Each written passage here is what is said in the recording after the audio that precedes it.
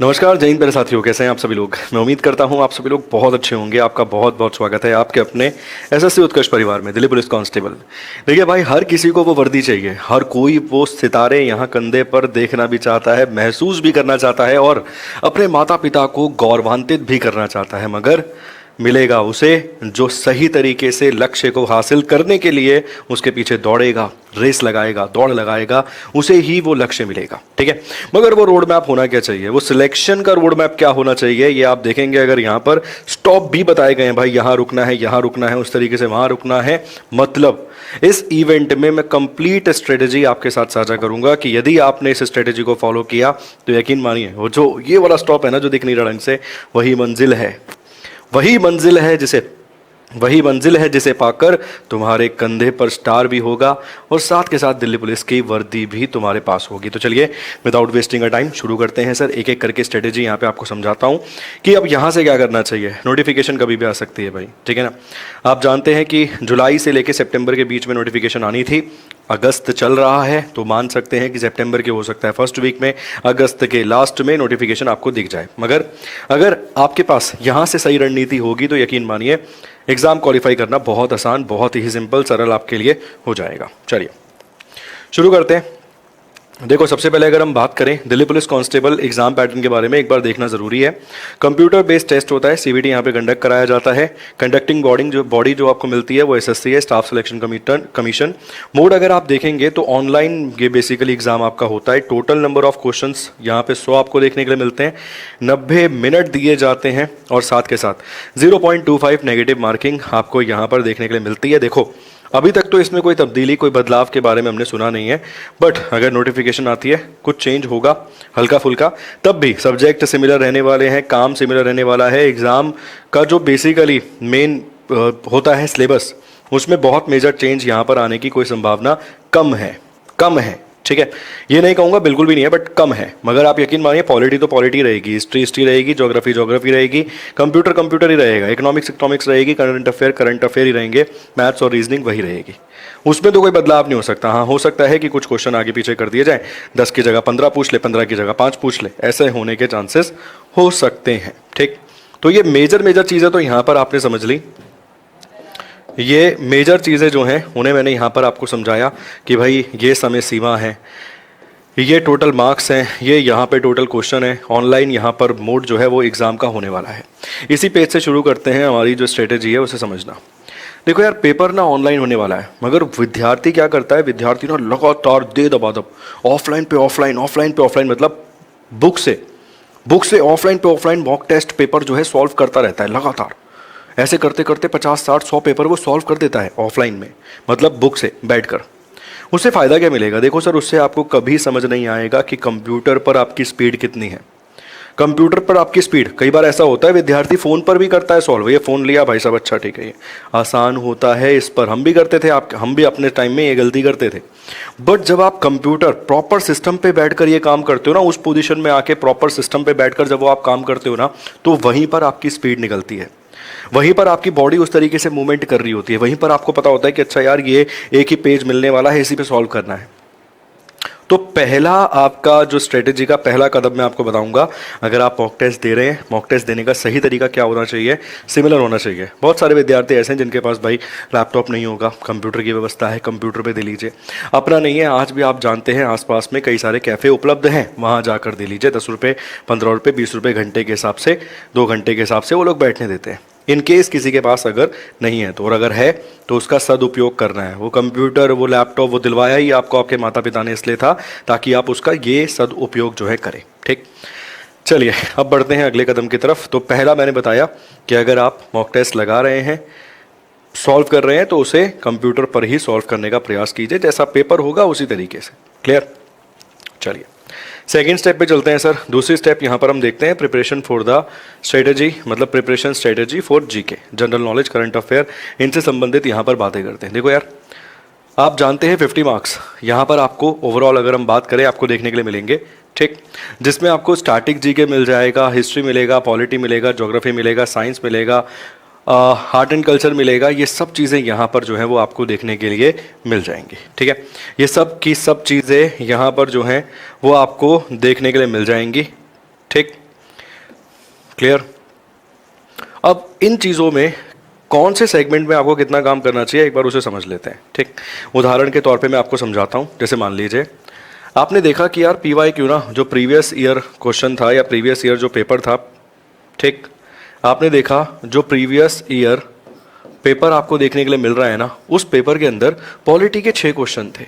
कितने क्वेश्चन थे उसमें? आपने देखा पॉलिटी के 6 क्वेश्चन थे, हिस्ट्री के आपने देखा भाई 7 क्वेश्चन थे, जियो के आपने देखा भाई 4 क्वेश्चन थे, इसके अलावा CA के आपने देखा भाई 13 क्वेश्चन थे, इसके बाद आपने स्टैटिक GK के देखा कि कुल मिला के भाई 10 क्वेश्चन थे, साइंस से आपने कुल मिला के देखा कि 9 क्वेश्चन थे। मैंने गिना नहीं है, अंदाजन ये हो गया 23, 27, 27, 34, 34 और 6 40, 40 और 9, एक अभी भी कुल मिला के 49 हुआ है। तो एक यहाँ पे इंक्रीज कर लेते हैं, इसे 5 कर लेते हैं। ठीक, अभी मुझे लगता है 23, 5, 28, 28 और ये हो गया कुल मिला के 7, 35, 35 और 6 41, 41 और 9 50, 50 हो गए। अब आपने देखा कि यार इस तरीके से स्ट्रेटेजी थी, इस तरीके से काम था। तो आपने एक चीज़ नोटिस करी होगी कि करंट अफेयर और स्टैटिक GK का, इनका ही सेगमेंट मिला के ना एक अच्छा खासा नंबर, एक अच्छा खासा मार्क्स आपको बनता हुआ नजर आ रहा है। तो आपका मेन फोकस होना चाहिए इन चीज़ों पर, आपका प्रॉपर मेन फोकस होना चाहिए। आपको अच्छे से 6 से लेके 8 महीने के करंट अफेयर एकदम कवर कर लेने चाहिए। और जो करंट अफेयर में इंपॉर्टेंट चीज़ें घूम रही है ना, जैसे मान लीजिए किसी व्यक्ति की मृत्यु हुई है, ठीक है, जैसे मान लीजिए किसी इंपॉर्टेंट पर्सन की, किसी इंपॉर्टेंट व्यक्ति की मृत्यु हुई है, जैसे शारदा सिन्हा जी की अगर हम बात करें, बिहार की कोकिला के नाम से प्रसिद्ध है। अब मान लीजिए एग्जाम में प्रश्न डायरेक्ट आ गया कि शारदा सिन्हा जी जिनका निधन हुआ है, बताइए उन्हें किस वर्ष में दिया गया था पद्मश्री पुरस्कार, उन्हें का जन्म कहाँ हुआ था, वो कहाँ से बिलोंग करती हैं, या किस वर्ष में या फिर इस साल उन्हें किस पुरस्कार से सम्मानित किया गया। अब आपको जो व्यक्ति मान लीजिए करंट अफेयर में इस तरीके से न्यूज़ में है, आपको उससे संबंधित स्टैटिक पॉइंट को डील करना चाहिए और उसी तरीके से क्वेश्चंस आपको एग्जाम में नजर आएंगे। जैसे जाकिर हुसैन साहब तबला वादक, उन्हें कब दिया पद्मश्री, कब दिया पद्म भूषण, कब दिया पद्म विभूषण, इस तरीके से प्रश्न जो है एग्जाम में उनसे पूछ सकता है और लगातार पूछे भी गए हैं। तो यहाँ पर आपकी स्ट्रेटेजी होनी चाहिए, जो 6 से 8 महीने के आप करंट अफेयर डील कर रहे हैं ना, उसमें जो जो आपको फेमस पर्सनैलिटीज दिख रही हैं, उन पर्सनैलिटीज को उठाकर आप उनसे रिलेटेड स्टैटिक GK के पॉइंट जरूर कवर करो। इसके अलावा कुछ टॉपिक ऐसे हैं स्टैटिक GK में, जैसे वाद्य यंत्र हो गया, म्यूजिकल इंस्ट्रूमेंट, ठीक है, इसके अलावा अवार्ड्स हो गया, पद्म पुरस्कार हो गया, पद्मश्री, पद्म भूषण, पद्म विभूषण, इसके अलावा भारत रत्न, ये वाले क्वेश्चंस पूछे जाते हैं। फेस्टिवल हो गया, फेमस फेस्टिवल जो करंट अफेयर की न्यूज़ में है, क्यों मनाया जाता है वो पर्व, ऐसे पूछता है आजकल, कैसा फेस्टिवल है, कितने दिन चलता है, इस प्रकार के प्रश्न जो है आजकल पूछता है, किस जनजाति के द्वारा बनाया जाता है, इस प्रकार के प्रश्न वो आजकल एग्जाम में ज़्यादा पूछता है। तो आपकी स्ट्रेटेजी ऐसी ही होनी चाहिए। आप केवल ये मत पढ़ो कि अच्छा दिवाली मनाते हैं भारत में, अरे ये नहीं पूछेगा भाई, वो बढ़िया प्रश्न पूछेगा आपसे उठा के। ठीक है, जैसे क्वेश्चन मैं आपको बताऊं, पश्मीना फेस्टिवल कहाँ मनाया गया, पश्मीना फेस्टिवल कहाँ मनाया गया, 4 ऑप्शन देगा, भूटान, भारत, नेपाल और भिकमंगिस्तान, ये 4 देशों के नाम दे देगा। भिकमंगिस्तान आप जानते हैं कौन है, तो 4 देशों के नाम दे देगा। अब देखो पश्मीना हम जानते हैं, पश्मीना शॉल मिलती है अपने यहाँ जम्मू एंड कश्मीर वाले क्षेत्र में, लद्दाख वाले क्षेत्र में, तो दिमाग में आता है पश्मीना, पश्मीना शॉल, जम्मू एंड कश्मीर, भारत, ठीक हो जाएगा। बट प्रश्न का उत्तर क्या है, नेपाल। अब अगर उसे एक लेवल ऊपर जाना होगा तो इस लेवल के क्वेश्चन को एक लेवल और ऊपर ले जाएगा, किस महीने में बनाया गया, कितने दिन चला, ऐसे करके प्रश्न पूछ सकता है। तो आपको अपनी स्ट्रेटेजी इस तरीके से ही लेकर चलनी है। क्लियर। आगे देखो, पॉलिटी के कुछ इंपॉर्टेंट चैप्टर हैं, जैसे FD से क्वेश्चन पूछता है, फंडामेंटल ड्यूटी से पूछेगा, फंडामेंटल राइट से क्वेश्चन पूछेगा ही पूछेगा। इसके अलावा प्रेसिडेंट, ये इंपॉर्टेंट टॉपिक है। इसके अलावा इमरजेंसी, ये टॉपिक इंपॉर्टेंट है।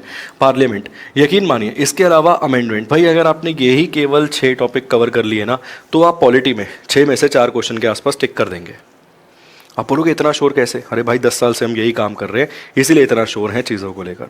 आप 110% 6 में से 4 क्वेश्चन टिक कर देंगे, बात बन जाएगी। वैसे ही हिस्ट्री में अगर आपने मान लीजिए मुगल पीरियड कंप्लीट कर लिया, दिल्ली सल्तनत वाला पीरियड कंप्लीट कर लिया, गांधीयन एरा वाला पीरियड यहाँ पे कंप्लीट कर लिया। इसके अलावा मॉडर्न हिस्ट्री की जब हम बात करते हैं सर, तो ब्रिटिश से संबंधित जो इंपॉर्टेंट पॉइंट है वो आपने कवर कर लिए। और एक और यहाँ पे रखूंगा, कांग्रेस वाला। अगर आपने इन सेगमेंट को छू लिया तो यकीन मानिए आप 3 से 4 के आसपास प्रश्नों के जवाब हिस्ट्री में भी दे देंगे आप हिस्ट्री में। मुगल के क्वेश्चन आज भी पूछता है, दिल्ली सल्तनत पूछेगा ही पूछेगा, गांधीयन एरा आपको पता है उसमें कितनी सारी इंपॉर्टेंट मेजर घटनाएं घटती हैं, वो सब इंपॉर्टेंट है। इसके अलावा कांग्रेस से क्वेश्चन पूछेगा ही पूछेगा। ब्रिटिश एरा में आप जानते हैं कितना ही कुछ हुआ, वहां से भी क्वेश्चन पूछेगा। तो अगर आपने ये वाला सेगमेंट कवर कर लिया तो भी आपके 3 से 4 प्रश्न ठीक हो जाएंगे। ठीक। तो ये मैं बोल रहा हूं कि मैं ये नहीं बोल रहा हूं इस पूरी वीडियो में कि केवल इतना ही कीजिए, मैं कह रहा हूं पहले एटलीस्ट इतना तो कर लीजिए, जो मेजर सेगमेंट है उसे तो कवर करके बैठ जाओ भाई, मेजर सेगमेंट को पहले कवर करके बैठ जाओ, ठीक है। यही स्ट्रेटेजी होनी चाहिए तुम्हारी इस पॉइंट ऑफ व्यू से। क्लियर। साइंस और ज्योग्राफी में आपको टॉपिक को पढ़ना पड़ेगा प्रॉपर। इकोनॉमिक्स में आप क्या करिए सर, बजट कर लीजिए, साइंसेस कर लीजिए, इन दोनों से टॉपिक से क्वेश्चन पूछने के चांसेस हैं। बजट भी पूछ सकता है, जनगणना, इनसे क्वेश्चन पूछेगा। स्कीम भी मैं यही मानता हूँ, स्कीम में स्टैटिक जीके में भी मानता हूँ, करंट अफेयर में भी। ठीक। तो ये आपकी general awareness, general knowledge, current affair, इनको लेकर स्ट्रेटेजी होनी चाहिए। PYQ प्रीवियस ईयर पेपर्स के माध्यम से बस अंदाजा लगाने का प्रयास यहाँ पर जरूर कीजिए कि किस तरीके से उसने क्वेश्चन पूछे थे। क्लियर। चलिए आगे चलते हैं sir. Subject number 2, subject number 2 पे बात करते हैं। सब्जेक्ट नंबर 2 है सर रीजनिंग। देखो यार, रीजनिंग में सबसे महत्वपूर्ण पता है क्या होता है? स्पीड। यहाँ आपको स्पीड बनानी है तो प्रॉपर टाइमर लगा के क्वेश्चन सॉल्व कीजिए। आप ऑफलाइन मेथड में कर लीजिए। सब्जेक्ट के लिए मैं नहीं कहूँगा कि अलग अलग ऑनलाइन जाइए सब्जेक्ट के, नहीं नहीं, आप किताब से सॉल्व कर लीजिए, मगर टाइमर लगा के। जैसे भैया आपको यहाँ पर मान लीजिए कि रीजनिंग आप देख सकते हैं, यहाँ पे 25 यहाँ पर मार्क्स आपको देखने के लिए मिल रहे हैं। ठीक, 25 मार्क्स यहाँ पर आपको देखने के लिए मिल रहे हैं, तो अपनी स्पीड को थोड़ा सा बढ़ाने का यहाँ प्रयास कीजिए केवल। और जो इंपॉर्टेंट टॉपिक यहाँ आपको दे रखे हैं, उन इंपॉर्टेंट टॉपिक को ज़रूर कवर करो, क्योंकि इजी वाले जो टॉपिक होंगे उनसे मार्क्स आप लोग बना ही लेंगे आसानी से। इसके बाद न्यूमेरिकल एबिलिटी, इसमें भी जो अरिथमेटिक वाला सेगमेंट अगर आप यहाँ पर देखेंगे, चाहे सिंप्लीफिकेशन की बात करें, percentage, ratio, proportion, profit and loss, simple interest, compound interest, 3 साल वाला कंपाउंड इंटरेस्ट क्वेश्चन पूछता ही है, आप जानते हैं। Time and work, pipe and system, boat and stream, time and distance, इनसे क्वेश्चन पूछता ही पूछता है। ठीक, कोशिश कीजिए कि एटलीस्ट जो मेजर सेगमेंट है ना न्यूमेरिकल एबिलिटी से, उसको भी पहले कवर कर लिया जाए। और टाइमर लगाकर यहाँ भी प्रैक्टिस कीजिए, टाइमर लगाकर, ताकि पेपर में समस्या ना हो। पेपर में ये ना लगे यार टाइम कम पड़ गया, पढ़ना नहीं चाहिए, बट फिर भी टाइमर लगाकर प्रैक्टिस कीजिए, ताकि आपको अंदाजा रहे कि मैं इतनी देर में यार ये क्वेश्चन कंप्लीट कर पा रहा हूँ। ठीक है। इसके बाद देखो यार, कंप्यूटर 10 क्वेश्चन आपसे पूछेगा। मैं उम्मीद करता हूँ 7 से 8 के आसपास आप सही जाएं। कंप्यूटर की तो ना शॉर्ट पीडीएफ्स आती हैं सर, मतलब शॉर्ट पीडीएफ मैं भी प्रोवाइड करा सकता हूँ आपको। उससे आप 2-3 दिन में आराम से 300-400 क्वेश्चन को निकाल सकते हो, 1 लाइनर वाले, और काम बन जाएगा। कंप्यूटर का तो ये सेगमेंट मैं ऐसे मानता हूँ। इसमें पढ़ना क्या क्या है sir? MS office, internet, networking, operating system, shortcut, cyber safety, ये सब चीज़ों से क्वेश्चन पूछता है। और अगर 200-300 1 लाइनर आपने पढ़ लिए, यकीन मानिए 6 से 7 क्वेश्चन टिक हो ही जाने हैं, फंस ही जाने हैं। ठीक है। चलिए, तो मैंने मेजर सेगमेंट पर यहाँ पर बात कर ली। अब आपके मन में सवाल होगा, सर आपने सब कुछ समझा दिया, सब कुछ बता दिया, मगर वो जो टॉपिक्स आपने बोले हैं, चाहे इंक्लूडिंग हम CA की बात करें, हम स्टैटिक जीके की बात करें, पॉलिटी की बात करें, हिस्ट्री की बात करें, बजट की बात करें, मैथमेटिक्स की बात करें, हम स्पीड बनाएं कैसे, हम कैसे उन टॉपिक्स तक पहुंचे, हम कैसे उसकी थ्योरी इतनी डिटेल में जाकर पढ़ लें कि हमारा काम हो जाए। देखिए, उसके लिए भी मेरे पास आपके लिए यहाँ पर बहुत कुछ खास है। क्या खास है सर? साल की सबसे बड़ी या साल की सबसे कम फीस यहाँ पर आपको देखने के लिए मिल रही है। देखिए सर, मेरा यहाँ पे उद्देश्य ये है कि मैं आपको सही रास्ता दिखाऊं। मैंने आपको बताई पूरी की पूरी स्ट्रेटेजी, अब उस स्ट्रेटेजी को इम्प्लीमेंट कराना भी मेरा फर्ज या हमारी टीम का फर्ज बनता है, उस स्ट्रेटेजी को भी इम्प्लीमेंट कराना। तो उसकी इम्प्लीमेंटेशन के लिए उत्कर्ष आज़ादी महोत्सव यहाँ पर बना रहा है 13 से लेके 25 अगस्त तक। इसके तहत अगर आप लाइव फ्रॉम क्लासरूम कोर्स खरीदते हैं तो उसके साथ रिकॉर्डेड कोर्स आपको फ्री मिल जाएगा। आपने कोई भी कोर्स खरीदा है उस पर अप टू 500 तक कैशबैक आपको प्राप्त हो सकता है। और मान लीजिए SSC और रेलवे की मैं यहाँ पे बात कर रहा हूँ, इसी में दिल्ली पुलिस भी इंक्लूड हो जाएगा। मान लीजिए आपके पास कोई कोर्स पहले से है, आप चाहते हैं उसकी वैलिडिटी बढ़ाना, तो वैलिडिटी बढ़ाने के लिए जब आप जाएंगे तो वहाँ पर आपको एक्स्ट्रा 10% का डिस्काउंट जो है वो भी देखने के लिए मिलेगा मौजूदा कोर्स की वैलिडिटी बढ़ाने पर। आपको हमारे मास्टर पास भी मिलते हैं। भाई आपको लगता है यार चेतन सर अभी तो मैं दिल्ली पुलिस दे रहा हूँ, मैं तो GD भी दूंगा, तो क्या GD का बैच अलग से खरीदूँ? मत खरीद भाई, मास्टर पास खरीदो ना। ये मास्टर पास की अवधि अगर आप देखोगे 24 महीने 12 महीने की अवधि मिलती है। इस मास्टर पास में जब आप जाओगे आपको GD का बैच अलग से मिलेगा, दिल्ली पुलिस का बैच अलग से मिलेगा, NTPC का बैच अलग से मिलेगा, ग्रुप D का बैच अलग से मिलेगा, ILP का बैच अलग से मिलेगा, RPF का बैच अलग से मिलेगा, टेक्नीशियन वाला अलग से, CGL अलग से, CPO अलग से, CHSL अलग से, और Tier 1 Tier 2 दोनों के लिए, जैसे एग्जाम में Tier 2 भी है उसके लिए। तो आप मास्टर पास के साथ जाइए, ये आपके लिए है सर, ये आपका बेनिफिट है, ये आपका फायदा होगा कि आपको बार बार अलग अलग बैचेस खरीदने की जरूरत नहीं है, आपको सारे के सारे बैचेस का एक्सेस मिल जाएगा। मास्टर पास के तहत, और वैलिडिटी 12 महीने 24 महीने की यहाँ पर आपको दिख रही है। इसके बाद इंटेलिजेंस ब्यूरो, यदि आपने इसका भी फॉर्म भरा है तो हमारे पास इसके लिए भी बैच है, टीयर 1 टीयर 2 दोनों के लिए, ACIO ग्रेड 2 और टीयर 1 टीयर 2 दोनों के लिए असिस्टेंट और एग्जीक्यूटिव वाला। ठीक है, ये बैच अगर आप देखेंगे तो 1000 रुपये, मात्र 550 रुपये में बैच आपको मिल रहा है, मात्र 550 रुपीज़ में। क्लियर, और अच्छी खासी वैकेंसी है, 8-9 हज़ार दोनों की मिला ली जाए तो। अब आता है sir proper Delhi police constable के लिए अफसर बैच। देखो मास्टर पास में तो इंक्लूडेड है, बट आपको लगता है मैं तो केवल सर दिल्ली पुलिस के लिए ही बैच एक लेना चाहता हूँ, वो बता दीजिए भाई। ये देखिए फीचर देखो एक बार, फीचर पे निगाहें डालो एक बार। देखो स्टैंडर्ड और प्राइम दो प्रकार के हमारे पास एप्लीकेशंस पे फीचर हैं।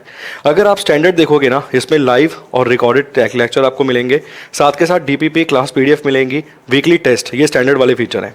Ask a doubt, create test आप इसमें दिन में 3 कर सकते हो केवल, टेस्ट सीरीज नहीं मिलेगी, access of previous recording batch नहीं मिलेगा। बट वहीं पर जब आप प्राइम वाला बैच लेते हो तो सब चीज़ें मिलेंगी, प्रीवियस बैच का एक्सेस भी मिलेगा, टेस्ट सीरीज भी मिलेगी, अनलिमिटेड डाउट पूछ सकते हो, अनलिमिटेड टेस्ट जो है क्रिएट कर सकते हो। मतलब सारी समस्या सॉल्व हो जाएगी आपकी इस एक बैच के माध्यम से, दिल्ली पुलिस अफसर बैच। जो जो मैंने समझाया है वो चीज़ें यहाँ पर आपको इम्प्लीमेंट होती हुई जो हैं वो नजर आएंगी। ठीक है, इसके अलावा दिल्ली पुलिस कांस्टेबल के लिए टारगेट बैच भी आपको मिलते हैं। Target live from studio batch है ये, और ये है 75 days target batch, live from Jaipur classroom से ये बैच मिलेगा। 21 अगस्त से ये बैच स्टार्ट हो रहा है, और ये वाला जो है 26 जुलाई से ऑलरेडी स्टार्ट हो चुका है। इसके अलावा दिल्ली पुलिस कांस्टेबल के लिए लाइव फ्रॉम जयपुर क्लासरूम से बैच आपको यहाँ पर ये भी देखने के लिए मिलता है, और ये लाइव फ्रॉम जोधपुर क्लासरूम से बैच मिलता है। ये 23 अगस्त को यहाँ पर स्टार्ट हो रहा है। स्टैंडर्ड और प्राइम में वही फीचर आपको मिलेंगे। तो जो स्ट्रेटेजी समझाई है उस स्ट्रेटेजी को इम्प्लीमेंट करने के लिए भी हमारे पास हर एक प्रकार का शस्त्र अस्त्र है, जो इस बार आपको वर्दी दिलाने में 100% सक्षम है। तो आज ही एनरोल कीजिए इन बैच में, वरना ये जो आप देख सकते हैं उत्कर्ष का आज़ादी महोत्सव जो चल रहा है वो भैया निकल जाएगा, उसकी तारीख निकल जाएगी। बहुत बहुत शुक्रिया। कोई डाउट रहे तो कमेंट बॉक्स में कमेंट करके पूछिएगा। Thank you so much, God bless you.